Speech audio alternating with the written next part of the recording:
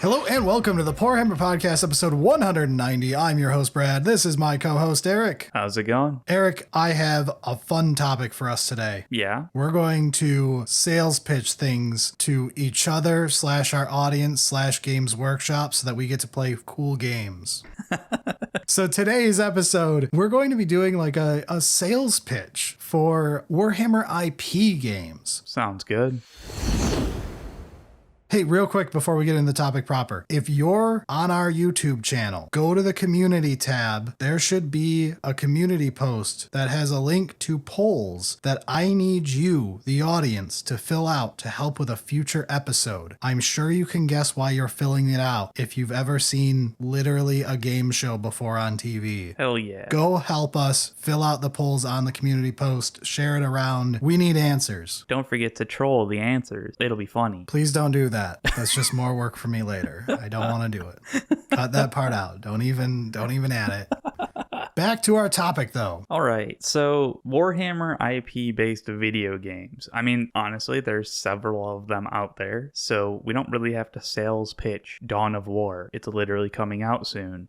Yeah, I actually gave myself rules. I didn't give you these rules. I just said we're going to try to go through all of the genres of games and come up with Warhammer versions of them that we would want to play. But I gave myself rules of I am banning myself from genres where there's a current 40k game or whatever there. I don't want this to devolve into I want Space Marine 2 but with good writing, or I want Demon Gate to not have been bad, or Total War Warhammer 40k when. Like, I'm banning all of the obvious stuff that it's like, duh. So I won't do those. I also ban myself from the obvious, did you know that Deep Rock Galactic is a Votann game if you're drunk? Did you know Helldivers is an Imperial Guard simulator? I'm not doing any of those either. That's fair. Yeah, I think I more or less held to that as well. Just because, like, kind of thought about a bunch of existing games and was like, yeah, we don't really need to, like, talk about another generic shooter since we have Space Marine and we have Bolt Gun. And, like, yeah, there's other shooters out there that you could do. Some type of Call of Duty focused one. Yeah, we don't have to go, we want Mechanicus 2. When's it coming out? We know that's coming. So this is going to be us trying to get into weirder stuff. Like, to give you a preview here, I've got a dating sim on my list. I came up with one. I think it's good. Yeah. Like, unironically, I think people would play this and go, damn, that was good. Fascinating. I'm interested to hear because I also have something similar, but mine, I did not delve too deep into the idea. All right, so we both have dating sims. That's interesting.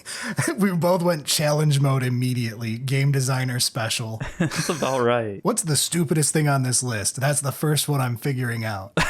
Yeah. So where do we want to start? All right, I'm going to start with not 40k. The most obvious thing that like is a huge type of game is Souls-likes, right? Specifically not just like generic anything's a Souls-like if it's got a dodge roll, whatever Iron Pineapple's trying to make a new video out of. I was going to say, like, there's a YouTube video series that definitely takes that a bit far sometimes. I love Iron Pineapple, but... But some of those are not Souls-like, bro. Anyway, so an Elden Ring, a Dark Souls, whatever. For me, I think this is where we go AOS, for sure. Okay. And there is a great argument for your respawn system just being Stormcast coming back, right? Yeah. But I feel like Stormcast is still a little power fantasy-y. It's not like Space Marine tier, right? Yeah, but like you said that, and my immediate thing was like, I don't know, man, you're supposed to start kind of weak and build up, not just like already Stormcast. That's kind of where I am, where like I think you could still sales pitch it that way, because Stormcast, when they're like first awakened or whatever the term is, are like, you know, freshly spawned, no memory. You could argue that way and go that route, and it's probably the way that would end up getting made if this were ever to be made. But I kind of like the idea of playing as the hero who at the end dies and becomes a Stormcast, and like this is the story of becoming a Stormcast. Interesting. And like you have to complete these crazy boss fights and have this storied like hero story that builds up over the course of the game of all this bullshit happening in this grimdark setting, right? And then at the end, it ends with you dying and becoming a Stormcast. Right, like the good ending is you dying and becoming a Stormcast. But like the journey to get there and prove that like, you know, you've had this epic journey, that's like the real meat and potatoes of the game, the Souls like overcoming the big bosses. Yeah, again, I think the Stormcast version, and you just make the story around that, is the one that most people would prefer it be. I think, okay, so if you're gonna do it, I think either way, you would have an intro sequence that is like the end, like you're a Stormcast with all of these abilities. That's your hook, you know, the first like tutorial zone type thing of like you're the badass with all of these kinds of powers and stuff. And then I wouldn't do that because that gets into Metroidvania mechanics. Part of a Souls-like is starting off shit. Starting off near butt-ass naked, sword in hand, basic armor set. yeah, I mean, I guess, I don't know. I've always kind of thought that you needed to have a better hook tutorial and then get smacked down. That's a trope of Metroidvanias, which I do have a Metroidvania on my list. Yeah, and I've always felt like Metroidvania does that better, but personal opinion on that one. Either way, yeah, I could definitely see AOS style working really well for a Souls-like. All right, what do you got? Because I've got like 16 on my list. So you got one? Yeah, let's go with a dungeon keeper kind of game. Holy shit, I'm in. I didn't even think of this. So my take on it is let's go with a Necron Tomb World that's just kind of starting to wake up, but like something hasn't quite worked out. So like the Overlord is still not really there. A bunch of the like actual defenses and stuff not there. I mean, Necron story-wise, this is like every Tomb World story. So yes, nailed it. Yeah. So, you know, it's one of those where it's like, oh, you're, you know, kind of being invaded by the Imperium. They found you, you know, it was just like normal, whatever, backwater world, found it. And Reverse Mechanicus. yeah,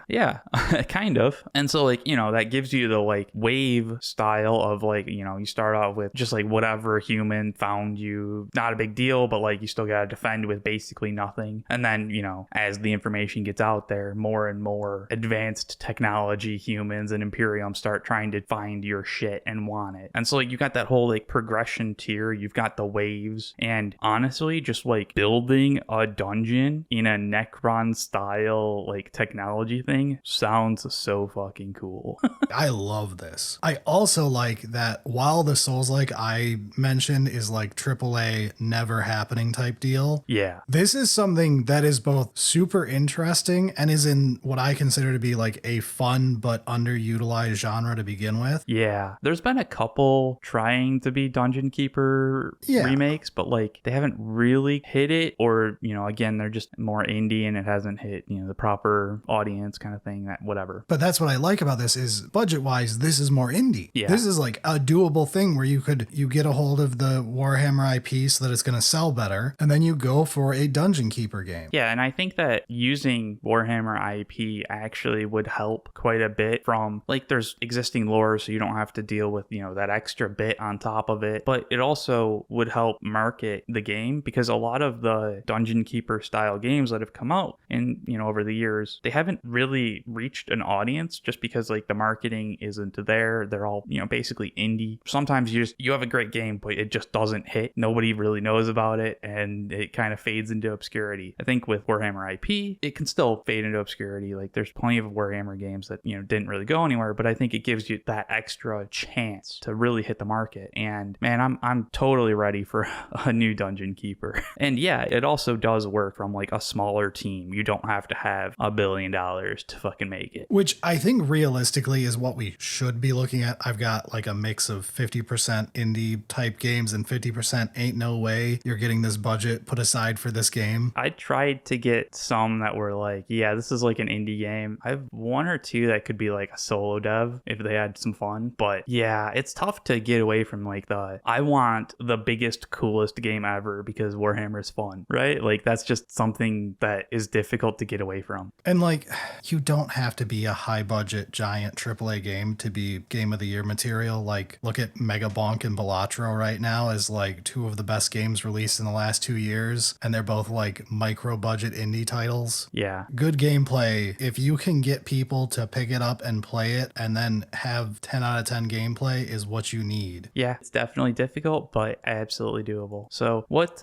your next one? Okay, so I guess let's go with one that is really weird. This is on the more probable side of this spectrum, but not because it's indieable. It's because it involves a company that just does this. Muso Games, Dynasty Warriors. Yes. I have that as like wouldn't it be cool? But then I was like, but what do we do with it? So I'm interested to hear your actual sales pitch here. So like from a possibility standpoint, this is extremely possible because when you look at what they make, it's like 90% licensed Dynasty Warriors, but X. So obviously you just Warhammer license this up and it can't be as bad as some of the ones they've done before. I mean, there's also a lot of copycat that are essentially Dynasty Warriors, but not actually. And like, yeah, you could also do something like that. But I think you could probably get Dynasty Warriors. You could absolutely do it. Like they've done Gundam, they've done Zelda, they've done One Piece, they've done... The One Piece one was legit. One Piece one, the 3 and 4 are actually very good. Yeah. Solid modern Dynasty Warriors. But we go with classic Dynasty Warriors. You want like 30 plus playable characters with variety because it's like a 3-button game. So you need all your characters to feel different from each other. You go with like a 3-sided, 4-sided conflict, something where you can get a lot of variety as to why everyone is there so that you get all your fun, quote unquote, superheroes to play as in whatever your setting is. In this case, you go like Imperium. You can have, 2 different named Space Marines who play differently, named Sister who plays differently, an AdMech person. You spread it out there for that section, and then you go like Eldar Ynnari as one of them, where you can have them as a different storyline, and that way you get to play Harlequin Drukhari, Craftworld Eldar, have one of the characters be a Wraith. Fascinating. I'm actually more interested in the 40K. When I initially thought of,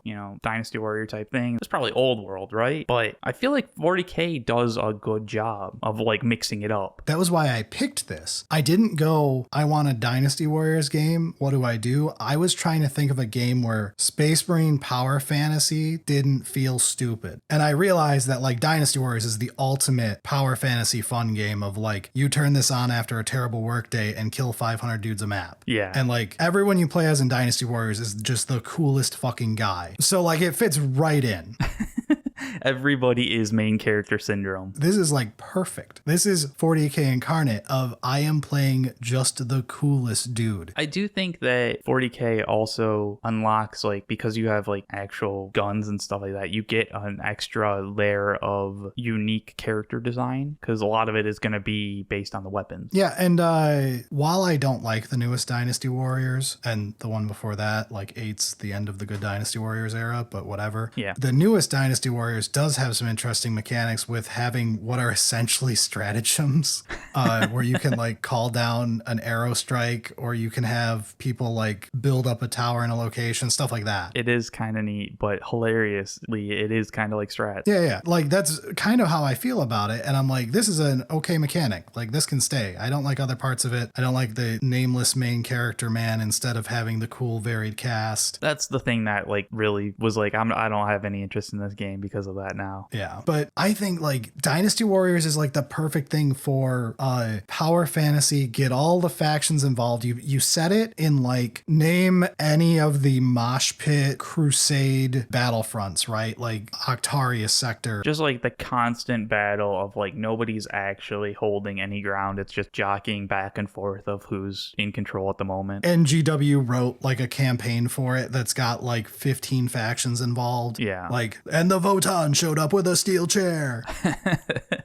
And like, because it's the Dynasty Warriors, you really don't have to go that in depth into like a story that's cohesive and makes sense. No, Dynasty Warriors writing is like purposely terrible. So like you can just ham fist some really shit 40K herp derp writing and it would be like, yeah, it's a Dynasty Warriors game. Hilariously, a lot of the like kind of dumb writing would work really well as like over the top Dynasty Warriors like callouts. Dude, the cutscenes in Dynasty Warriors, I remember how much we used to love them. Yeah. The hammiest shit, the stupidest shit, and that's what you want. That would be pretty cool. I want the legendarily stupid acting, all of it. My only last point on that is don't make it open world. Stop it. Game devs, stop it. Yeah, Dynasty Warriors I prefer when it's mission based for sure. Like it's a much better arcade game. It is such a better arcade game. I am there to grind levels and weapon drops and stuff like that and like like build up all of my characters. That's what I'm there for, is to play the same 50 missions, doing the little timed quests and stuff to do unlocks. And Yeah. And like sometimes I just want to boot it up and play real quick. I don't care about progressing a story or anything. I just want to arcade for like 30 minutes and then I'm done. Stop trying to make the game not what it is. But all right, how about one that I'm less certain on how to put together, but I'm thinking something that's more terraforming planet style. Oh, like Call Simulator? Yeah, kind of. And I think that would be how it would be like actually put together. If you're unaware, the great work is called Terraforming a Planet, like the book. Right. And there isn't really a game that exists at the moment that puts it in the right framework to be a full thing. So I'm thinking something kind of like TerraGenesis is like I'm pretty sure it's a mobile only game. It's got some of the basics of like, you know, making sure the temperature of the planet is right, pressure, you know, water, biomass, that kind of stuff. Like, so are you thinking like Planetary Life where it's like super high level, not first person, or do you want like Planet Crafter where it's like a first person game? no, very much not first person. We're talking like galactic scale, make this planet work so it can be colonized correctly. Think like we don't have STCs anymore, but we still need to terraform the planets and expand humanity. Okay, sure. So we're going to do it slowly over time with, you know, increments here and there. But like, it's not a first person. It's a call directing it to do things and people make it happen kind of thing. Yeah, like you're actually on like Arc Mechanicum or whatever his ship's name is. Yeah, there's other ones out there that exist that go in like more in-depth, like Terraformers and like Per Aspera, and like they all kind of go a little bit more in-depth into the like, that's a dead rock, let's make it living, and like here's the different, like, you know, you have to make sure the temperature and the pressure and the atmosphere and water is all there and stuff like that. But I think like you expand it into not just like the one planet, you like integrate an entire system. So like, you know, you can grab asteroids that have certain metals on it that you need to put on the planet. You can grab comets so you can get some more water. Like all of that kind of stuff gets integrated. Like let's actually be a spacefaring galactic empire essentially and make planets do what we need them to do. And yeah, I think it would be AdMech focused of like, hey, AdMech are trying to figure this thing out again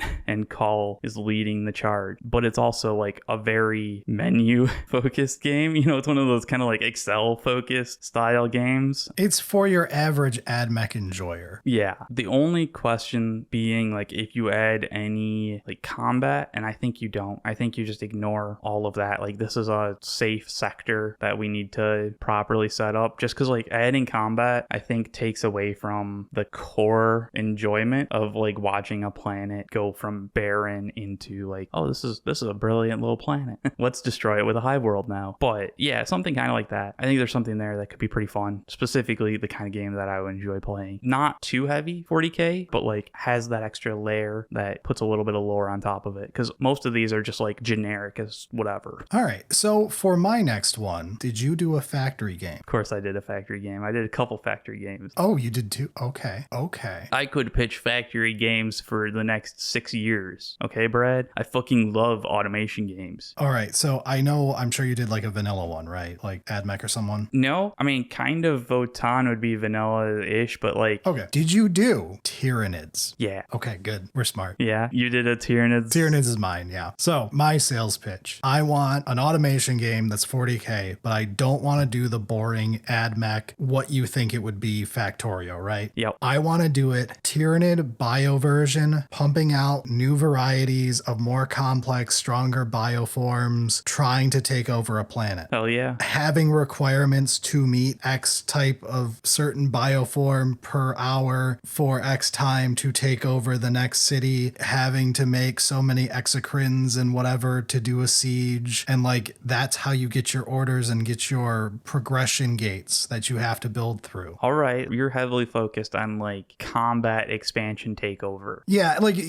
I'm not even sure if the combat would ever be shown to you so much as that's your flavor of your factory game, and make it like growing on your ship or whatever, or your base on the ground of like your big goo pile, right? Whatever. Mm-hmm. Growing new bioforms based on requirements of your external stimuli as a hive mind. You're like, I need lictors now to deal with getting into somewhere. somewhere. Yeah. Now I need a shitload of termagants and hormagants, like pronto, like just Right. absurd numbers of them. Okay, now we're at a siege part. I gotta crank out Carnifexes, Exocrines, Tyrannifexes, doing that type of stuff. And then like having it where you would get like essentially bills like of what you're required in X time or for X amount of time, keeping up this amount per hour, stuff like that. It's like Satisfactory has its gates that are kind of like that too. It's sounding more like the shapes. Yeah. Shapes is a great example, but like not as much as Shape. Like Shapes is like the 5 trillion variations, but very low level to make any of them. I'm thinking like a couple dozen variations with a lot more Satisfactory level time to set it up. Okay, that's cool. I could totally dig it. All right, what's the like style? Is it like Satisfactory, like 3D, first person, third person, Factorio's top down? I don't know. I guess Shapes is what I'm kind of thinking of, where it's like, I don't want Factorio's 2D. Yeah. Or 2.5D, whatever. I don't think first person is right for what I've set up as our... I think that's just wrong for Tyranids. So I think you go third person free cam, almost RTS style camera work for building stuff and controlling stuff. Almost like if you were in like late game Satisfactory and you're flying around in third person. More like that, because the factory is you, so you should be able to expand in any given way as required. It's not like having to walk around it, though you will fly around with your camera because you are a person playing a video game, but you get the point. Something kind of like maybe Kenshi? Camera wise, yes, but without having an actual character there. Much more like Kenshi when you're base building, yes. Yeah. The base building portion of Kenshi, yeah. Good luck to Borrelio for getting some footage of that without begging me to go into Kenshi and find that. I mean, we had a stream at some point. It's probably still there. Did we do any base building? I think when we did the stream, we died mostly. Yeah, that's true. Good times.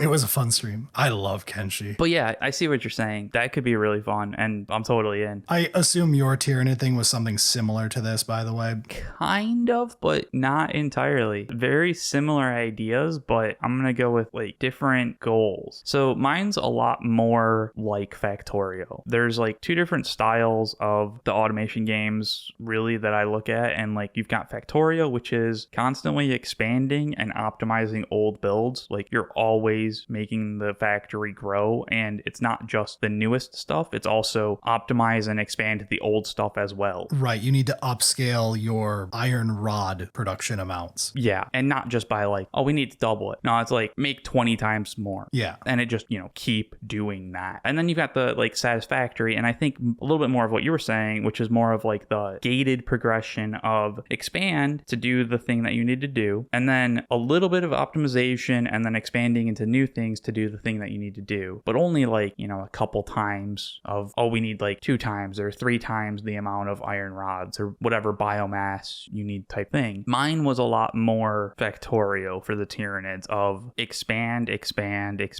keep going, the factory always must grow and it has to kind of thing. The progression system would be the next tier is going to take you 3 days of actual time unless you expand properly and start exponentially increasing your throughput of all of the like progression layers previous to it. So my idea was basically, let's look at a new tendril of the Tyranid hive mind is expanding into a new sector system, whatever, and it's just kind of testing the waters as it is, so like not fully committed. So we're going to start with a minimal amount of biomass, some basic tech to get us into the system and start figuring out if it's actually worth expanding there. And then once you're at this new system, you've got the resources that you need to collect and tech up as you go further and further and expanding. The big thing is I want this game to feel different than Factorio, because like a lot of times automation games are like, yeah, they're like Satisfactory, or they're in that type of style of hit the gates, do the things, that's great, and then all of the other ones are just like, but I wish I would rather just be playing Factorio because it's better.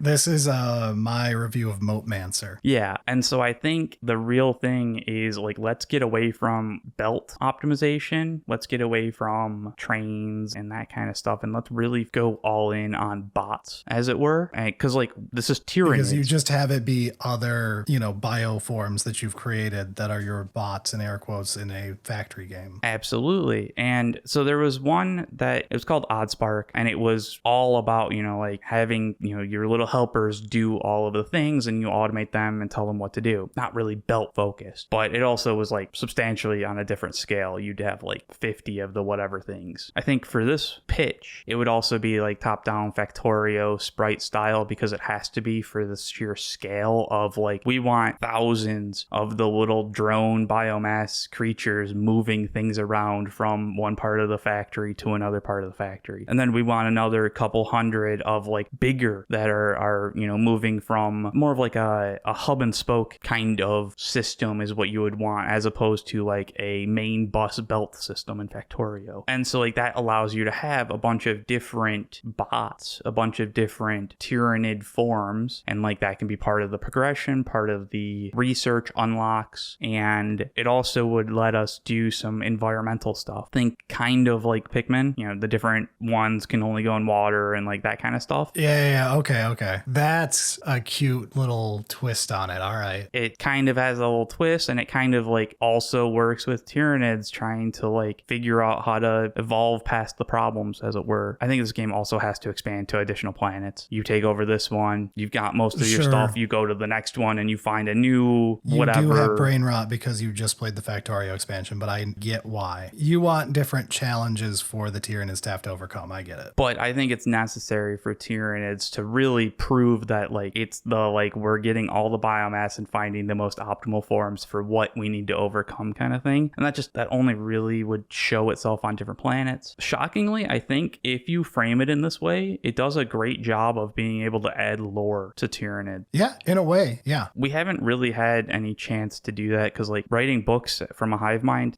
can work, but like they haven't done it because it's risky. But a player can understand being a hive mind when they are given god powers and they are like, oh, I get it. This is all me because I am awesome. And like you don't have to put too much story into it. Like you don't have to tell that much because a lot of it is more shown, and you can have little snippets, on like the tech tree that unlocks something, and like, oh, here's the new form of the Tyranid that's being created because of whatever. And it's like, let's put a little bit of lore to it here and there when you look at it. But like otherwise, it's just you played the game and you kind of understand by being shown what Tyranids are doing. I actually think that bridges something I was thinking of as a possible issue with the game. Yeah. To like get into game design talk for a second. When dealing with an IP, like a Games Workshop IP with Warhammer, you can't say, I want to make a Warhammer game and invent new AdMech units. Games Workshop is going to be very upset with you. You could propose the idea. I think Total War has done that a couple times, but like it's going to be real tough. From a couple interviews and some leaks from Total War, we have heard they've had to have meetings and have like a GW expert on hand to go, hey, we are building this faction up. It's kind of missing units that do this. Can we get some like official art direction on if we want a unit that does this? What should it be called? Can you give us a snippet of lore that we can canonically put in here? How should it look? And then you work with an art team from GW to make Cathay. And GW goes, cool, this is our Cathay. You're making models in your game for it. And now we can release them later for our game. And that's how like that happened and Kislev happened / will happen. So that helps the issue with this game, which is to make enough interesting variety of new assets, you probably need approval from GW all over the place compared to 415th Space Marine game using Imperium assets that already exist. But if you're arguing that this is a way for GW to invest, a minor amount to grow Tyranids lore-wise so they could eventually have some more lore to them and have some more depth to them, then it might actually be in GW's benefit to where they're like, all right, we've got a couple of art guys and, like a go-between liaison and someone else who will be dealing with this project for 20 hours a week, billing to that for the next year and a half, 2 years, and they're going to be handling this project. Because like from a work standpoint, that's how this stuff works in the background. Oh yeah. And like even then, it's still going to be difficult. Like really the only reason Total War was able to do it is because they brought the IP back, essentially, like Old World. They printed money for Games Workshop to the point where Games Workshop was like, damn, we would love to work with you and make more money. So it would be difficult for like, hey, here's a new idea. Yeah, it has to be from someone trustworthy, in air quotes, like a Coffee Stain, someone who clearly can print money in this sector wanting to do this. Not that Coffee Stain likes repeating their last idea. They'll make some other random thing that you would never think they'd make as their next game. True, actually, yeah. But if you had an existing existing studio that was like kind of proven, and they brought the sales pitch and were like, hey, this is a way for you to actually expand Tyranid lore in a way that kind of works. And like once you have this expanded, people can reference it in other books, other games, and that kind of stuff. And like it's not just this one type thing, like similar to Total War. Yeah, they did all that work for Cathay, and now Games Workshop is able to use it. Yeah, that's my pitch for one of the automation games with Tyranids. I love your idea as well, and I think that one's, I don't want to say easier, but it's less. Whichever way you go with it, they both solve the same quote-unquote issue for GW of getting you some expansion asset-wise on the Tyranid side of things, which I always think about things from a very realistic business perspective when it comes to games and stuff, because like this is something I seriously debated spending my career in and avoided because of basically everyone who's ever done this telling you to run away.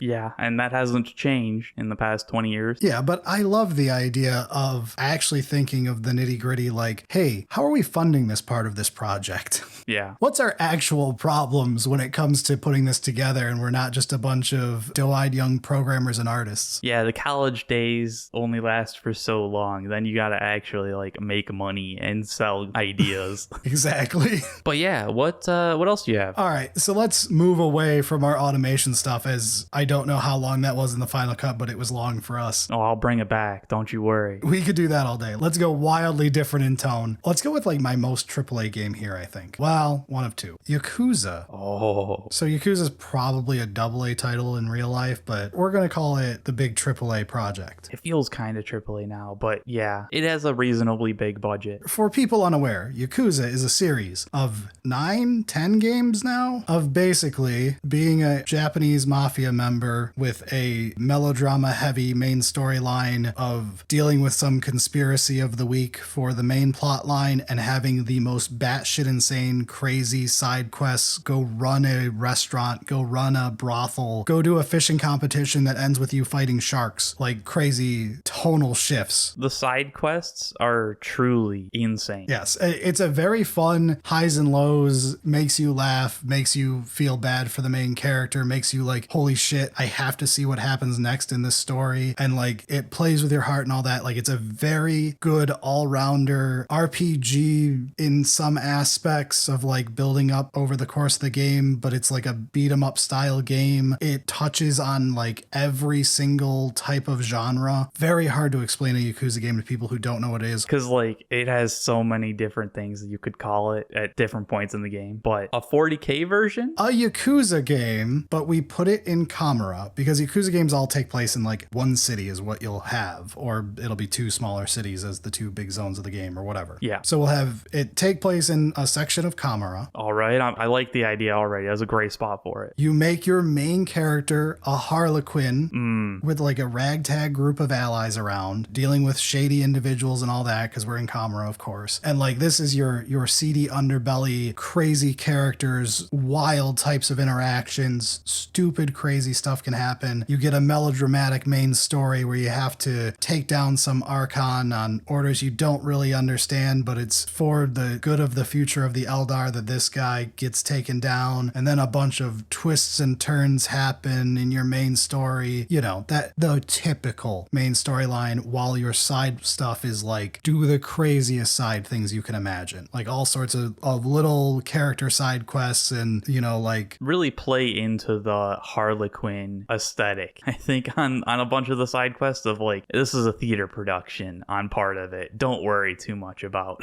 realism even in the setting. Yeah, like minor fourth wall breaks a lot. Like Yakuza really likes the playing up almost anime comic booky type of overdoing something way too much and then just never talking about the fact that it happened and just pretending like a totally normal thing had occurred. That's what I'm imagining for this. This is like an impossible game to get a budget for. There's no fucking way this would ever happen, but it would be so amazing. Yeah, that is tough because like Camera's a great setting for it. The politics from Dark Eldar, Harlequin, villains, all of that. Yeah, you get a Corsair, you get probably 2 or 3 Harlequin characters, you get one who's a total clown about everything, one who's hyper serious to play off that. Yeah. You deal with like a drugged out homunculus to get some upgrades or something from like some back alley shop who ends up as like one of your main allies, but you don't trust him whatsoever. He betrays you 6 times over the course of the main story. But like each of the betrayals are like somehow to your advantage in a weird way. Exactly. This is what you do. You've got a side quest where you think you're going to be dealing with arena work for a succubus or something, and then it just totally flips on you and is a big joke of like you're helping her set up a date or something. Like, that's Yakuza incarnate right there. That would be absolutely awesome. But at the same time, the budget for that would be ridiculous. Because, like, you would never make your money back is the problem.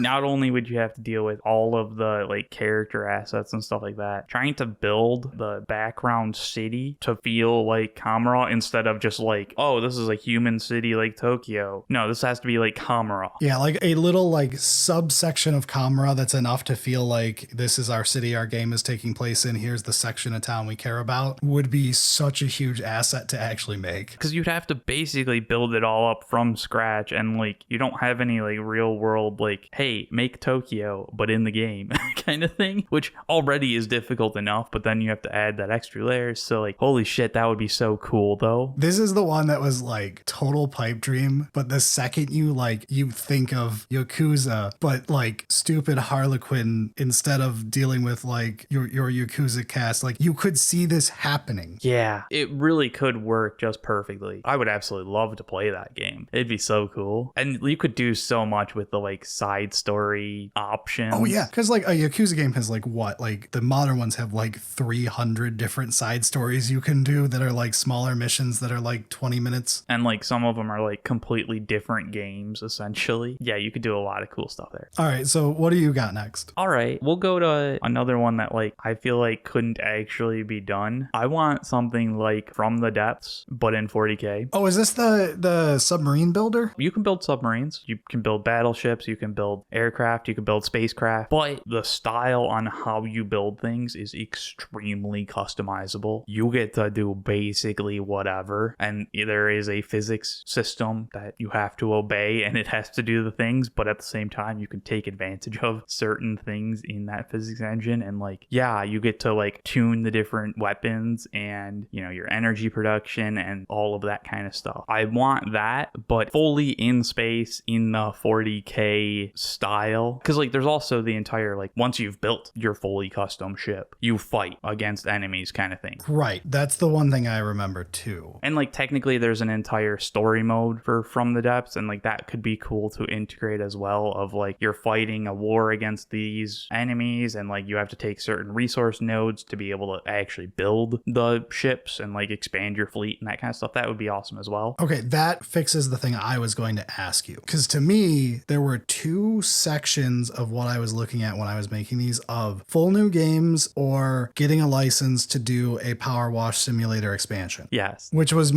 does From the Depths need a whole remade game that's 40K, or do they need a 40K expansion pack? But if you want to do like a full campaign and everything, then you can argue you want a new game, maybe utilizing the engine. I feel like it could be either. Like if you're gonna fully do like the campaign stuff, there's enough there that you could release it as a whole game. But at the same time, the current engine seems reasonable. It really should kind of work for what you're trying to do. I'm not a super expert. I've only played, you know, a couple dozen hours or something like that in this game, so I don't really know. But like there are spaceships in the game and they kind of work. So like it feels like you probably could use the engine, make some modifications as needed to like properly tune it for space, and like release it as like a huge expansion to the game. Either way, it's basically I want From the Depths, but like let's fully embrace space, make the customization options have proper 40K themes to them. There are people that make 40K style aesthetic stuff in From the Depths, but like it doesn't really hit right because they just don't have enough assets to do it correctly. So if you properly added all of those assets and like you got the IP to do that fully and commit to it, man, you could have some of the coolest custom designed ships ever. And like the combat would be pretty fun as well. The whole like trying to take over certain areas to get resources, and like campaign stuff would be fun, but like, man, some of the ships would be so cool to make. That's where I'm really, that's why I want it. And we just have to figure out how to sell it. Yeah, that's like super fair, because like that I could spend hours playing a quote unquote Kerbal space program of doing 40k stuff. Yeah, actually, it's possible that it would be something similar to that. Well, hopefully not Kerbal space program 2. No, definitely not that. But like there are different scales on how customizable you want to make building a spaceship or whatever. From the Depths goes block by block kind of thing. There's a lot of customization to it. Kerbal Space Program had a decent amount, but like you only had like 4 wing options. And like you would put them in different spots, and that would change the center of gravity and your lift, and all of that stuff would be great, and the physics was awesome, but like you still only had like 4 different wing options. So balancing how you want to do that would be tough, but really I would want something that goes as far as possible. All right, so for my next one, I was going to just say this, but I realized that you're you and that we might overlap. Okay. Do you have a trade simulator? Kind of, yeah, actually. I realized that in a normal conversation with anyone else, I could just say, so I want a trade simulator, which is something that no one ever has. But I realized that you would be the other person who would want a trade simulator. Yeah. Okay, so sales pitch on my end here. Yeah, I'm interested to see your style of trade simulator. I didn't go too in depth into this, but I really want a new good trade sim game. The genre has like basically nothing. It's hard to find a good game, and a lot of the best games are now over a decade old. That's the real kick, yeah. And have trouble running. But 40k setting, trade is miserable. Miserable enough that it makes more sense to get interesting game mechanics out of that misery. You have to deal with warp travel and all that. I just want a really good trade game where either you're playing as a rogue trader or a Votann crew or something. Your obvious protagonist crew that you can feel good about wanting to keep these people alive and wanting to be successful and building up a trade empire. But I really want to only focus on the trade empire parts of this. I really don't want this to devolve into other stuff. I want a trade sim. And that's where it would be tough. Once you get to spacefaring trade sim, then it's very easy to scope creep into, oh, let's make some custom ships, because like you want to have progression from your, little shuttle that's hopping around to like cargo ship. I'm okay with that. Like, I want to deal with cargo. I want to deal with having to balance cargo and warp travel and fuel timing and pirates or whatever. Yeah, keeping profits happening, dealing with paying your debts on time, having good trade routes that you like for comfort, and then ones where you're like, I gotta move on with my life though. We gotta make a big score. I gotta figure out how I'm going to break through this wall. Enough trading olives. We gotta step the game up. Yeah, that's what I'm looking to get out of this. I didn't go too far into like how we do it, but you feel this? No, yeah, I'm absolutely with you. I'm 100% in agreement. It's difficult to really pin it down too much because, like you said, there isn't really any games that kind of do it at the moment. The ones that did are pretty old, and there's also a question of like, do we try and like compete with the MMO style player-based trade systems? No. Or do we fully go single player? Single player. This is for 45-year-old spreadsheet dads. Yeah, I'm totally in agreement. We're gonna have enough scope creep already. Let's focus on single player. I'm okay with like if we want to do customizing your ship or building up a fleet of ships of like you end up with like, a dozen ships working for you by the end, or some type of like mercantile empire of like, here's a bunch of my fleet. Yeah, that's what I'm looking for here. But I don't want to get into, and now we're saving the day on this planet and becoming fucking heroes. Fuck that. This is a trade sim, goddammit. I want to get rich. Yeah, I'm absolutely with you. I had similar thing. Mine was kind of like looking at it like Star Sector or like maybe Endless Sky, but they've got combat involved. And I don't think combat's necessarily to be completely avoided, but I think it would need to be more of like a decision pop-up kind of style as opposed to like actively controlling the combat. So like we can really focus on trade and that aspect as opposed to like, okay, how do I make a good fighter? But yeah, it would be really quite fun. And there's a lot of potential in properly creating a trade system at the galactic scales and having all of that simulation done so that certain things go up and down based on whatever else is going on in the game. Like the simulation has to continue on in the background. Yeah, like a war front opening up in one area or cooling down in another area, having different impacts on the local economies and who needs what where. And like different shipping lanes. Forge World gets destroyed in an area and now you can make $1 billion.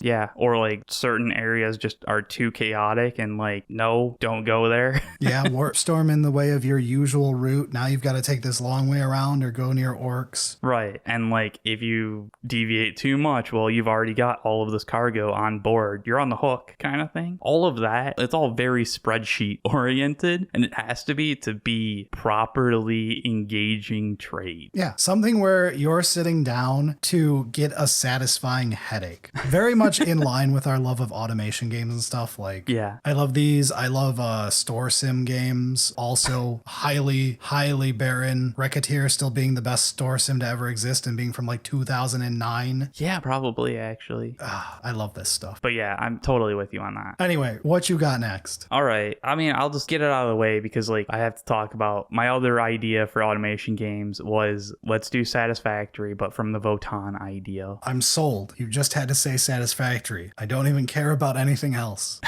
And I think it is like it links up to the trading one that we were just talking about, but instead of being 100% focused on trading, this one being more automation and trying to build the production chains that would be used in a galactic market. So like you would have some hints of it, but it wouldn't be like a trading game. It would be so like actually like the Awesome Sync in Satisfactory is like that's where you pitch all of the other stuff. Instead of that, you could have like a simple market. That's how you're gonna, trade back and forth and get rid of some of the stuff that like you don't really need anymore. You've kind of like outgrown certain parts of the factory. I get exactly what you're saying of like almost having a end goal of a storefront of turning your factory into profit. And that like kind of hits the Votann capitalistic idea of like we're expanding, but like we're only really doing it to like get into the galactic market and do these things. Yeah, you're not trying to take over a planet. You're trying to get rich. Right. Your factory is serving that purpose, a normal real world factory's purpose. Essentially, yeah, shockingly.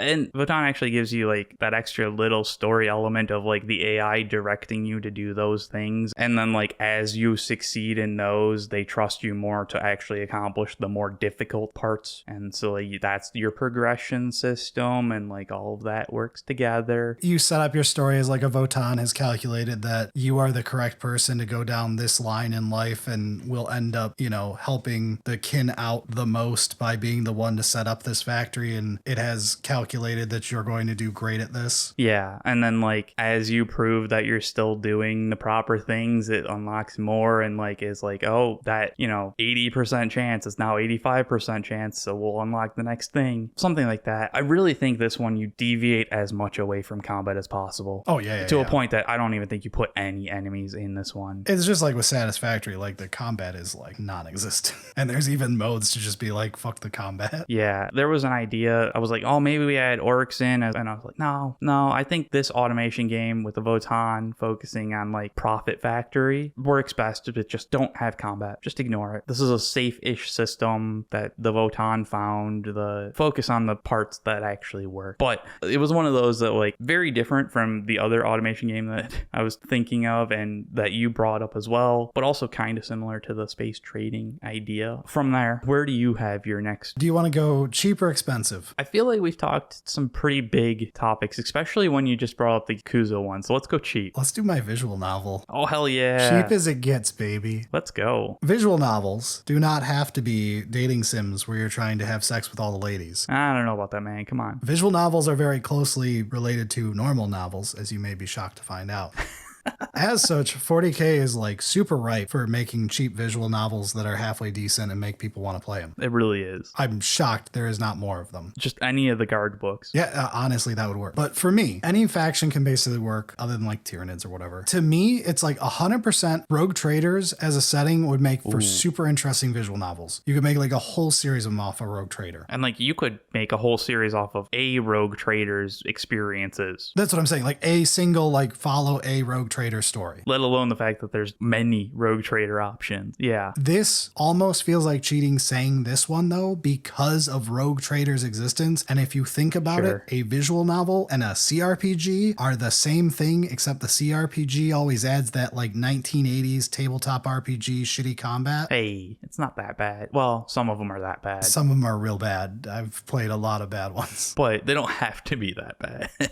When you cut those segments out, that's what a visual novel is. So like that one feels like cheating because the Rogue Trader exists. So It's a great idea, but they should still make that. GW, license people to make that, because I would play a whole series of following some Rogue Trader through some awesome adventures. honestly, that works out really well because like you can make them small stories and like a bunch of DLC of like, here's Yeah. the next like episodic story. But the key is like intrigue is what you want here. You want this to be a talking fest, making choices, having consequences, figuring out how to get through problems, which is why I actually think this is where I'm going to say an Inquisitor game. Ooh. You investigate a cult, deal with a local government and local gangs, trying to get to the bottom of what's happening, trying to deal with moral quandaries. Well, moral and Inquisitor don't usually, they're like complete opposites, but like dealing with problems, figuring out how you're going to get to the solution without getting killed for asking the wrong question in the wrong dark alley. I think this could work really well as an Inquisitor type game that's like a super low budget thing to create that would actually be like something that your average 40K fan who loves like 40K lore stuff and loves books and all that is going to consume like crazy. Yeah, that actually could go really well. And I think if you're going to do it, you probably go with like an unknown Inquisitor. But yeah, I think all of these visual novels are where you put a fresher Black Library author as your main writer. Yeah. Entirely unknown characters in a story, in a sector that doesn't matter, dealing with, you know, Gene Stealer cult uprising, a local chaos cult. This is where you put those types of stories where people can go, this is an amazing storyline. It has nothing to do with what Gilliman is doing right now. Yeah, that actually works pretty well. I mean, you can even do some of the like potentially fail ideas, like you know, if we want to focus on the Imperium being like actually properly corrupt and an Inquisitor doing the right thing and like taking him to task, that could work as well. Even like, because it's not going to overstay its welcome. But visual novel from an Inquisitor sounds just kind of perfect. All right, what you got next? All right, let's move on to the romance dating sim. I'll do mine too then after yours. Yeah, I'm bringing this one up first because I didn't delve too deep into it. It's kind of just a bit of a throwaway, but I'm interested to hear what you have to say. Mine is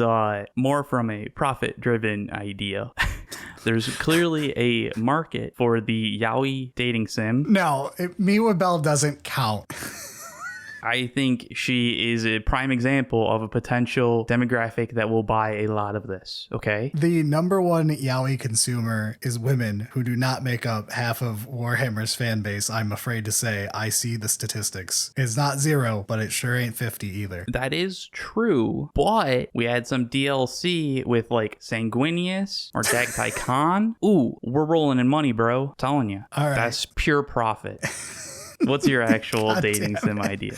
Okay. So a real attempt at this, to make this not a joke and make this something where people have to make Bricky style videos of wait, no, really, you have to play this. Totally Gilliman, Yvrain. No. So based off like Rites of Passage, which is a Navigator book that's basically Okay. about trying to take over the house. Navigator politics is so goddamn interesting as a topic, and we have very little of it. So I actually think if you were like to try and like make something that ends up like your critically acclaimed attempt at making a dating sim in 40K, not a joke, where people have to go, no, really try it. You go with Navigator, political marriage type dating sim of trying to get ex-spouse, whoever you're targeting type deal, trying to get to that ending, which is going to involve life or death, political intrigue. You're going to have to like set up to get another rival killed, make it look like an accident, make sure you don't get caught in it, dodge that on your end of things, deal with the fact that you want them to be more important in their house, so maybe you have to off their older brother, deal with that type of stuff while dealing with the dating sim aspects of you balancing 3 of these at once and figuring out who's the most correct to end up with at the end. Truly 40Kify it. Go grimdark awful. Have people telling stories of the horrible shit they did to get the ending they want wanted with their waifu or husbando or whatever. So I'm fully on board. That actually has a lot of potential. I just wonder if, and I have not read that book yet, so I don't know enough about Navigator politics. I just wonder if it, because you want to go fully 40k, let's have some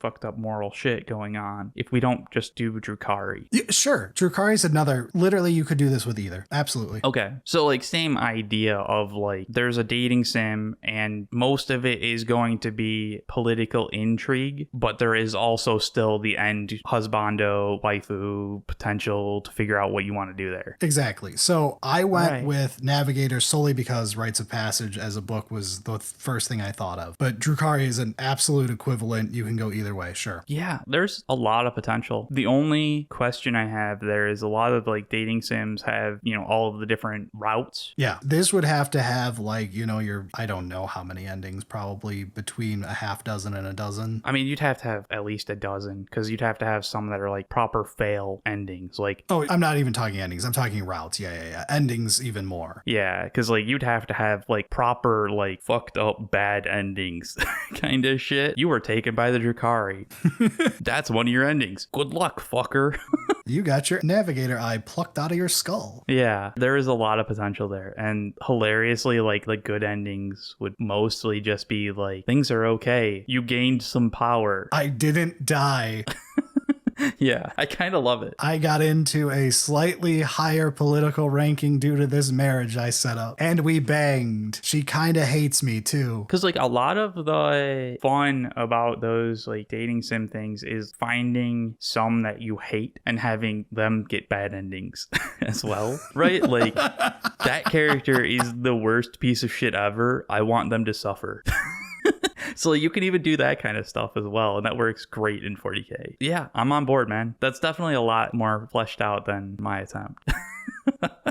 That was like the first challenge when we decided on this topic. Like I had the patrons give me spitball ideas for a topic for the week, and someone was like, spitball 40k games. I'm like, that's boring. Space Marine game number 605. And then someone mentioned dating sim as a joke. And I was like, no, wait. Suddenly, when I'm forced to use genres that should not be used, this is interesting. That's true, yeah. I can feel passion when it's not the 500th Space Marine game. So on a mildly similar idea, I've got a pitch for a management game, but a management game that's definitely going to have a lot of politics involved. And the primary thing that you would be doing is choosing different routes. Something happens, you've got a couple different options. Some of them are going to be like morally good. Others are going to be, it's just normal 40k. And some of them are going to be, wow, you're actively trying to be evil, right? I'm thinking Frostpunk. Like you're a governor of a world.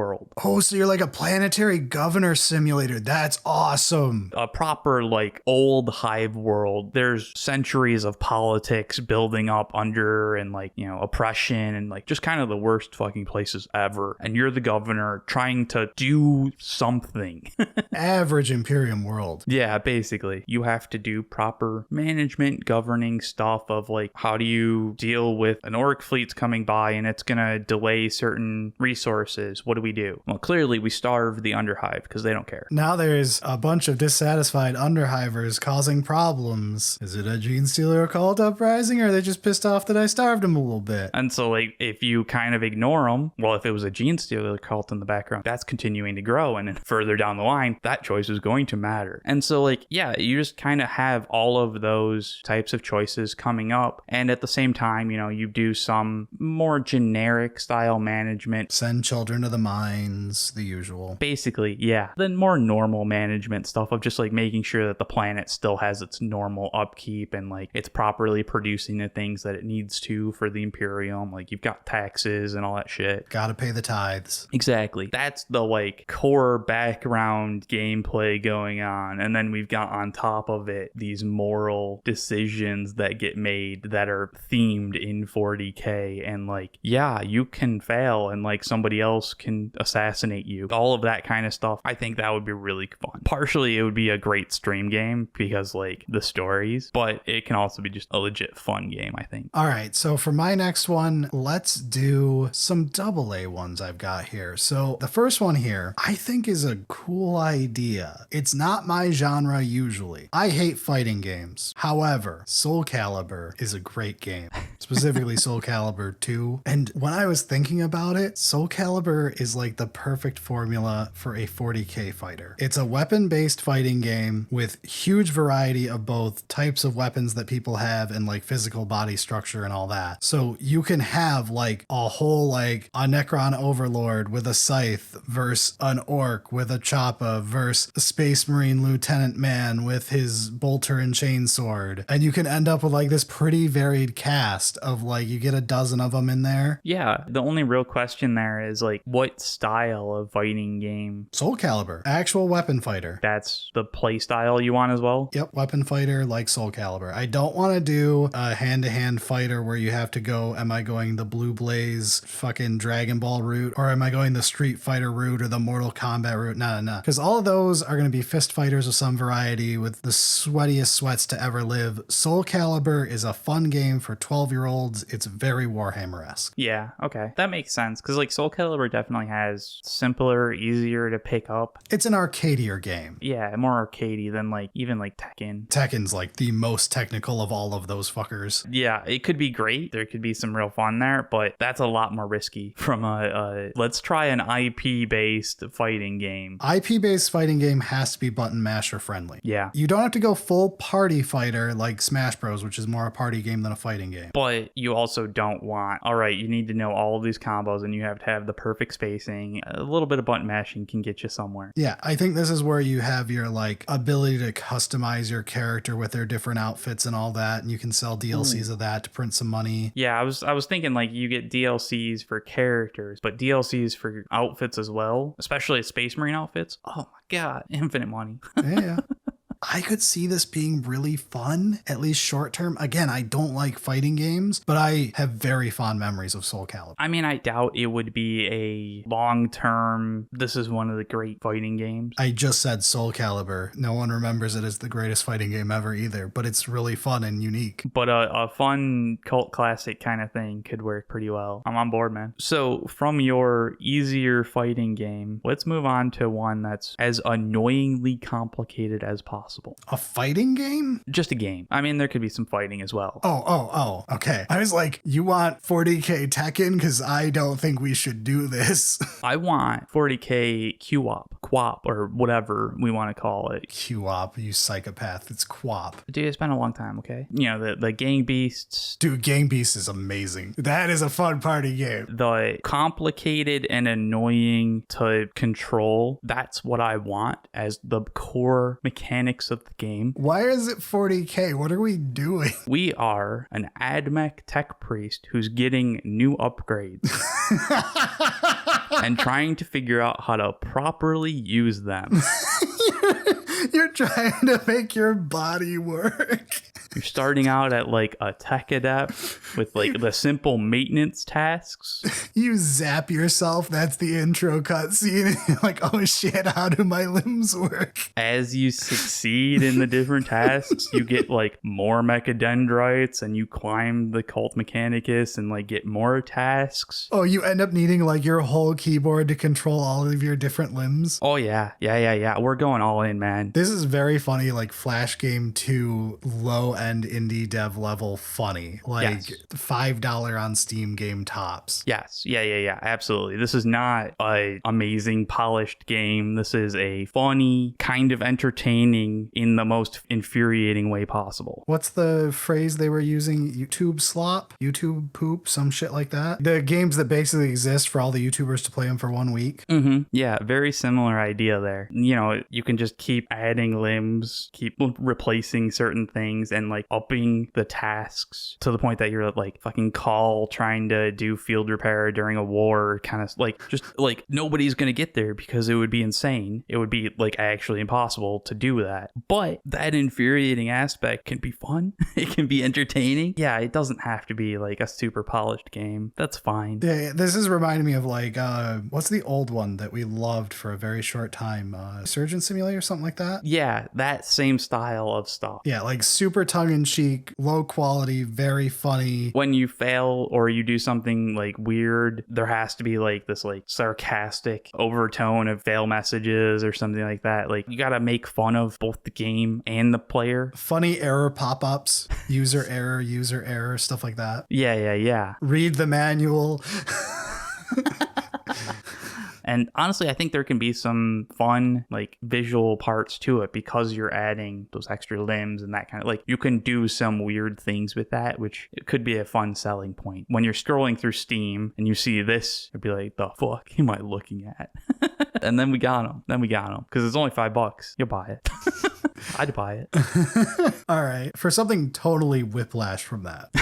All right, yeah. I mean, it was going to be tough to transition out of that one, I think. Related to the visual novels we discussed previously, I want a good investigator game set in 40K. So we've got the 40K crime books, which are, for the most part, very good books, by the way. I loved Flesh and Steel, which was the first one I read. There's a pile of them. As I talked about when we, like, originally way back did my review of Flesh and Steel as part of one of our book episodes long ago now. Yeah, I do remember you bringing this up, and I haven't read them yet, but they are on my little list. But that was the book that made me realize how much I love 40K as a background setting for your sci-fi book. Yes. Because you don't have to sit there and do the idiot-proof, over-explain every aspect of this book's setting in this book. Yeah. You can just brush over it, knowing that a large chunk of people will get it based on just the vibes and the fact that they remember this from meta-knowledge. Like, they don't have to get caught up with all the characters. The majority of people that are even remotely interested in having that book have some knowledge about the setting, so you can make assumptions and just they'll figure it out as they go for anything else they don't know. Yeah, like Star Wars and other big IPs have the same advantage to them. It allows you to use this universe and go, I don't have to explain Jedi to you every book. I mean, that's why fanfic is so popular, is just because like you can tell a story, but you don't have to like properly build settings. But because of that, I want like a good sci-fi investigator game. Like there's like inklings of this all over the place. Like when you get into like some of the cyberpunk stuff, or you get into, I'm trying to think of good examples of this, of like, there's always little bits of it, but we don't have like a proper, there's not many investigation games to begin with, like a good cop game where you're trying to figure out who done it. So I am wondering what level of investigative type you're doing. Like, is it like a like buddy cop, or is it like Return of the Obra Dinn? LA Noir is too expensive. However, LA Noir is more what I'm talking about, of like third person, serious solo cop, probably with some side characters that you talk to a bunch, and then you're in your head cop voice as you're thinking about the crime. Yeah. I know exactly what you're talking about. And you do like third person over the shoulder investigation, probably with Batman vision, like the basic AA investigator game special. I want a solid 7 out of 10. I ain't aiming for a 10 out of 10 here. I just want a good 12, 14 hour plot line. Yeah, we don't have to go too crazy, but like even just having a solid detective game, if it's framed in 40K, that's going to be like, that's awesome. Yeah, because like 40K, like getting into like with Flesh and Steel of like, because of 40K, you don't have to sit there and explain why there would be a like troubled political relationship between the AdMech and the local populace when the AdMech have a factory on this world that is supplying goods to a local forge world and is causing issues for the local populace who have to deal with them. You don't have to explain all that in super detail because it's like, oh, we get this because we understand the setting. Even if you don't know the setting, you can pick up on it just on like looking at how things are interacting around you, and you're like, got it. Right. Or like you can always occasionally put some like lore dump stuff like off to the side and like, you know, a random pick-upable. Exactly. So for those who need it, but you don't have to sit there and have your character act like an idiot when there's no way they need this in the setting. Yeah, dude, it's always annoying when you have, especially for things like detectives where it's like, you can't tie your own shoes, clearly. Why are you doing anything with your brain? Stop it. The only excuse is Columbo. Columbo is the greatest detective for his ability to ask irrelevant questions that catch you. We'll just do a Columbo in 40K. 40K doesn't deserve Columbo.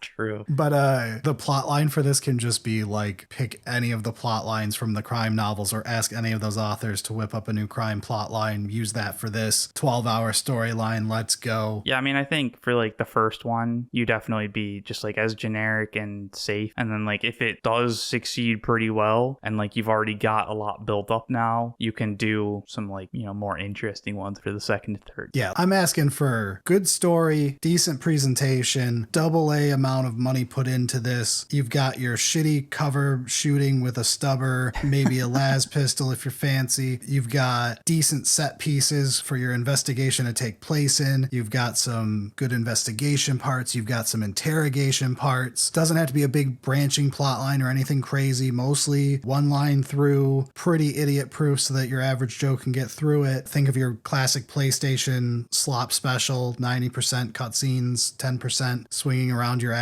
Thinking of a very specific series here. Kind of in line with the visual novel, but like clearly still more game elements. Yeah, Sleeping Dogs again is probably even more than this can be. Detroit Become Human, Sleeping Dogs, like Detroit Become Human is such a good start to what becomes lame. it did drop the ball, but like it was still a good game. If the first police part of Detroit Become Human had been that whole game the whole way through, it would have been so good. Its fundamentals were still really good, but like yeah, it is tough to think back to like just like that was a fine game, and that's honestly all you really need for a 40K version of it, especially for the first one. That would be a fun detective kind of, and it would probably honestly get a lot of people into more detective stuff. It would work both ways. Of it gets 40K players to go like, damn, I want more of this. Oh, we have whole crime series that I could be reading. Yeah. And on the other end, people who are like, oh shit, there's a new like detective game that's actually pretty decently reviewed. What the fuck is Warhammer? This is kind of sick though. They got books in this setting for investigation stuff, and then they get hooked in that way. Yeah, I think that actually does work. And like sometimes you make those excuses as the sales pitch of like, oh yeah, this is going to help, you know, grow your audience. I think it legitimately could for a detective kind of thing there. All right, what you got next? I'm trying to think if there's one that I've got that's like, yeah, it would properly grow your audience. But how about I just throw this one out there? I want something kind of like My Summer Car. And I don't know if you've paid attention to that one. Oh yeah, Eurojank Simulator.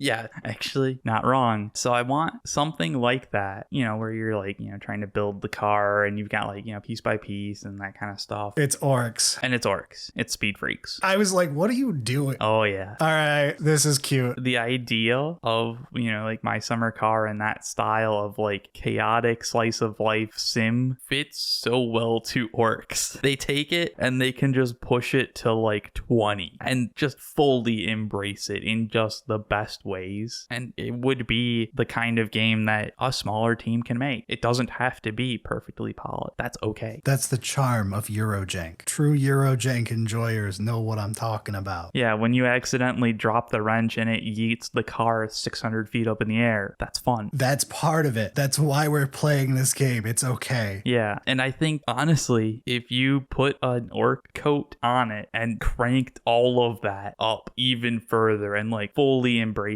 the jank, holy shit, that would be the funnest game ever for that style. It being orcs even works for like the Eurojank special of you're talking to the NPC, their AI breaks mid-conversation, they enter rage mode and just start punching you. Oh yeah. That would just work with orcs. And that's like the classic fucked up terrible AI that I expect out of one of these games. Yeah, some random AI NPC is just driving sideways down the road. Fucking orcs, man.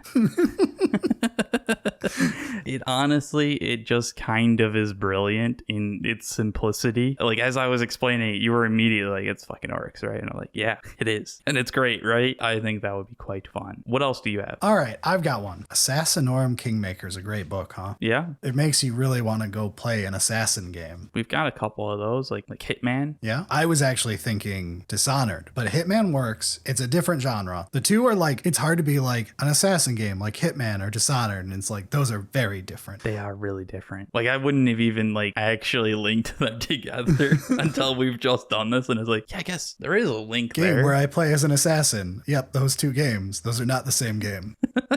But okay, yeah, Dishonored. Yeah, so like Hitman or Dishonored, I don't care which way we go with this. Let's do an Assassinorum game where you play as an assassin or a group of assassins through a series of quests, right? And like every mission you're as someone and you use their skill set, you level up your skills, blah, blah, blah, for some meta progression throughout it. Some overarching story that matters in some way. But like, this is where we flex 40K's crazy worlds, right? When it comes to Dishonored, which is amazing, but when it comes to Dishonored, it's a lot of world building to build up their beautiful world that they have. Whereas with 40K, it's like, next mission, you have to assassinate the leader of this WA, I don't know. And then a mission later, you go from the orcs to now you're trying to take out some corrupt governor so that a different corrupt governor who is going to pay better tithe is going to take over. You can like wildly change up mission to mission, your whole setting where you are, to have a different set piece, to get a bunch of visual variety so people remember all this stuff, get different enemy types with different threats to them. Yeah, like you could even jump to like Tau, like you have to assassinate an ethereal. Oh yeah. You can go all over. And the only real limitation being how much money you have to develop those set pieces. Yeah, that's why actually Hitman's kind of great for this, because Hitman did the correct thing monetization wise of let's make it where people can buy each mission and you're buying the game like mission by mission. So we got enough money, we can make one more set piece.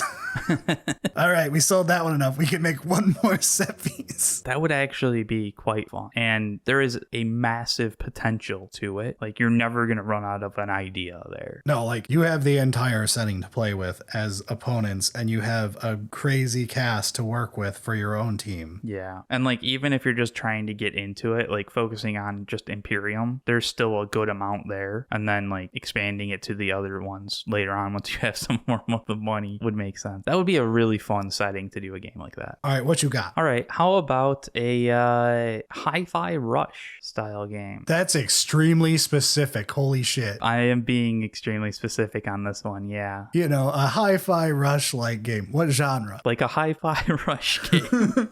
That genre. So it was the idea of like a rhythm game, and then, okay, what do you do for a rhythm game in 3K? Obviously, it has to be like EC if you're going to do any like theming to it. Yeah, the zero brain, literally what everyone is going to expect you to do. Emperor's Children, got it. But like, what's the game? Yeah, that's a great question. And so it's like, okay, I want a rhythm game, but I want it to be like a 40K game still. Like Emperor's Children is not just, oh, we tapped buttons at the right time and like, you know, we're not just playing music. They also go a bit crazy in the 40K and start killing people. So Hi-Fi Rush. let's add some action and some combat style stuff into it. And honestly, you get Hi-Fi Rush from a rhythm-based action game. It even feels like you're on drugs when you play Hi-Fi Rush. Honestly, yeah, that is a little bit that works to your advantage as well. And I think it would look a lot different. Like, you're probably not going to have the cartoony style. Sure. You're probably going to have it a lot more gritty. I feel like you whip it out for one drug trip level. And then I think there are like some abilities or some like something happened and like we flip the switch on and it goes psychedelic. Okay, yeah. That's what we do then. Or like, you know, this is like your Musu bar fully filled up.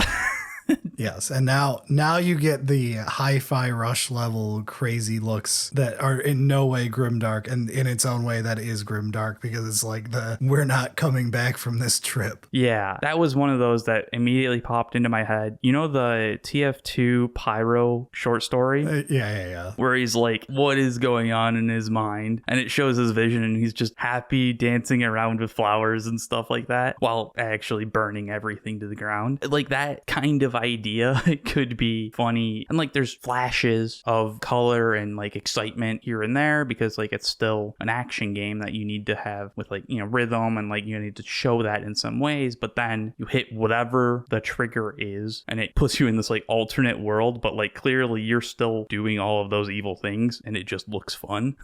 I think it could work really well. It's extremely specific though. I love this idea. It has one problem. Yeah. Hello, investors. I would like to make a video game using Warhammer 40k's IP. What game would I like to make, you ask? How about a famous 10 out of 10 critically acclaimed game that lost fuckloads of money? Yeah. When you say it like that, it's a bit tough, isn't it? And it's also tough because like you can't. This isn't like an expansion. No, this is a new game. It isn't one of that's like, oh, we already have this game. We'll just put a little bit more on top of it, re-release it, and we make money. Finally, this is an entire engine up new game. Yeah, it's never happening, but oh boy, it would be really cool. Speaking of never happening, Titanfall 3. Ooh, we make it Tau based. Finally, we've done You're it. correct. You got there. The game that would lose trillions and only have somehow cost millions. It would probably be fantastic, though. More realistically, broadening this, Armored Core, Mech Warrior, Titanfall, big robot fighty game that also you could do foot ground fighty game for the Titanfall one. I think Tau is like really sweet for doing a Mech Warrior game, customizing your mech. Literally one of the not technologically backwards factions we could have this. Yeah, and we've seen enough lore of like their engineers are trying to like make new things. There's experimental stuff going on all the time. Yeah. I think Tau specifically, partly for that, partly because Knights would be the other obvious option, but Knights are too lumbering. There's just an extra layer of politics that would be involved. Like, fuck it. Sure. I feel like Knights would be one mission at best fun. Like there's not enough mobility. There's not enough interesting mechanic you can do. They're a very plodding type of weapon. Could be a fun enemy. That's exactly what I wrote. They can be enemies though, because then it gives you some different varieties for things that you're put your mech up against. I do think like Tau Titanfall thematically is a 10 out of 10. Unfortunately, from a purely logical standpoint, you already aren't going to get a good enough budget to make Titanfall 3 in the first place. And then you make your main characters be blue cow people. How to lose $1 billion. Yeah, that's not something any investors are actually gonna agree to. Like maybe if you get James Cameron involved and we give him the Disney fuck me eyes. I think you could do more of like an Armored Core kind of. Yes, I think Armored Core, Mech Warrior, like a proper mech game instead is the correct call. Yeah, I think you can sell that a decent amount more. You can also do those on lower AA budgets. Yeah, there's a lot more that you can hide as a developer when you're dealing with stuff like that. Titanfall shows too much, essentially. Titanfall 2 is so good though. It is. It really is. Why did we have to get fucking Apex Legends? Why? Yeah. Anyway, Eric, what do you got next? Let's move on to something that I think is a lot lower budget and so maybe plausible. How about a Vampire Survivors style game? I almost did one for my list, but I didn't. So pitch me. I'm thinking we really embrace the minimalistic style. What's focused more towards Brotato You just like Brotato. than Vampire Survivors. I think it works better because it's easier to focus on like some of the fun weapons, which 40K does really well, without having to like focus on the rest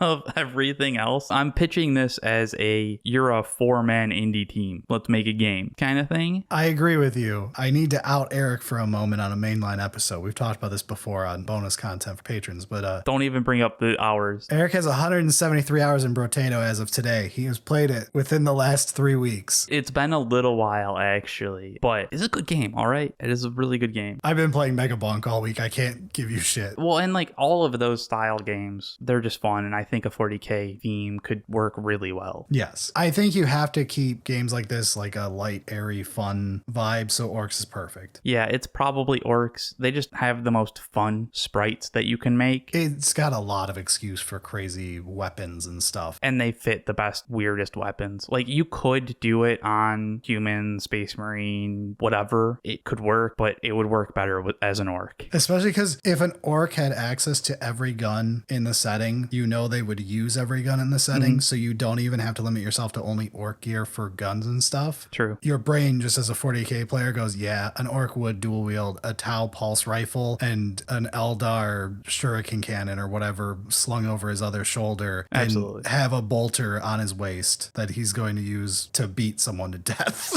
Yeah. That is true. One of the things of having a game like, Vampire Survivors, Potato, whatever, that style, with an IP is like you have to kind of work that existing lore into it without it being antagonistic with the gameplay. I think orcs work well. Yeah, you start seeing like a Space Marine carrying around a bunch of Eldar weapons and you're like, yeah, that's fun, but like, it's not quite right. This is one of those, like I said, on the flip side from those really expensive, high budget games, we've got this, which could be done by a small studio reasonably quickly. They can polish it up so that it's, tight combat styles, a bunch of fun, exciting weapons, some abilities, that kind of stuff, and just kind of enjoy creating something crazy. All right, we've been at this a while now. Let's do one more each. I've literally got over 5 left on my list, but we'll be here for actual hours at this point. I've got a few more as well, but only really one that I've kind of thought out, so I'm good with that. Okay, I'm skipping horror. You could do Sure. a demon horror game. I'm skipping my idea for Arbides door kickers, even though that's a 10 out of 10 idea. It could just be an expansion, though, for door kickers.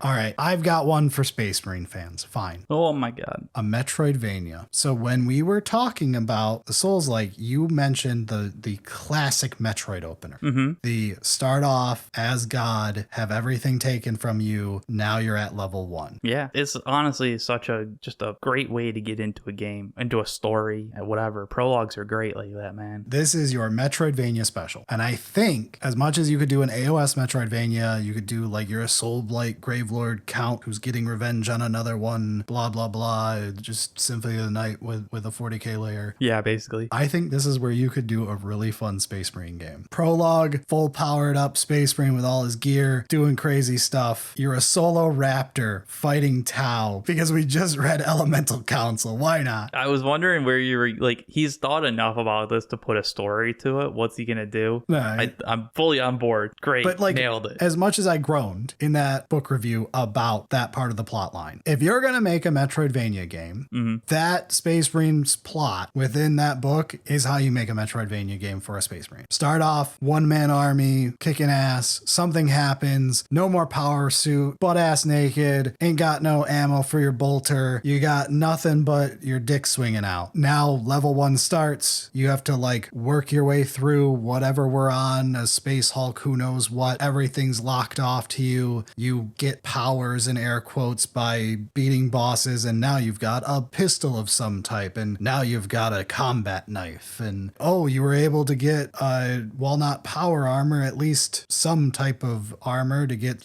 plus 10 life points.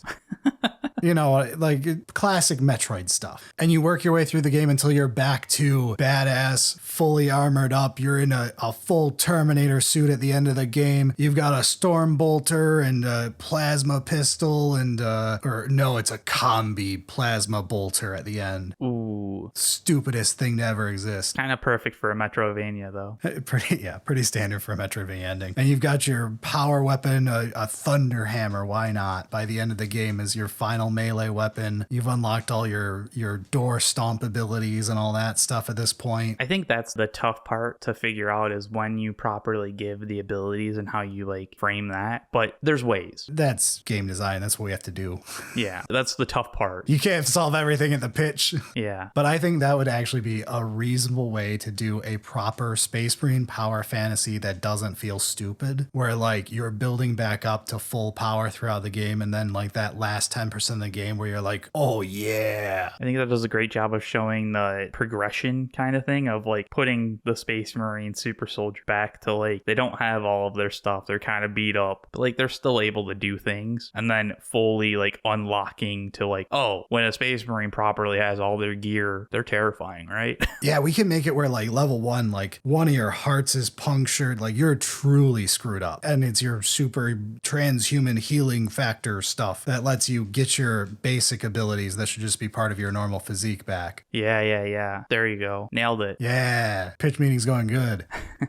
Honestly, that could work pretty well. We're workshopping this. Let's keep workshopping it. We'll send a proper pitch to GW. GW, here's an idea. I want nothing to do with it. Just make it. The Poor Hammer, Sully Singleton video game company.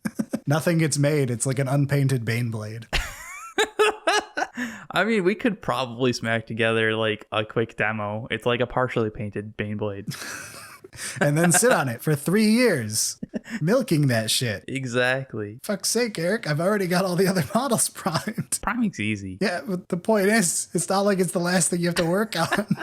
All right, what's your final one then? My final pitch is going to be a weird mix and mash kind of game. Looking at Imperium from like a tedious pencil pusher. Oh, sure. Administratum Simulator. Yes, papers, please. Papers, please. But I want to put a bit of a twist on it. As much as a Papers, Please Administratum, like fully embrace that could work. That is like literally a skin away from existing. Papers, Please is already it. I think I would like to pitch something a little bit more wild. I want to mix it up with some like frantic co-op style overcooked nonsense where it's like an overworked, hectic area in the Administratum that's trying to make things work, trying to get the job done, but everybody's fighting each other because you all have a goal, but nobody's figured out what needs to actually happen. Okay. And who's going to do it. I feel like this is almost more true to form. Yeah, that was kind of the, like, I started with the,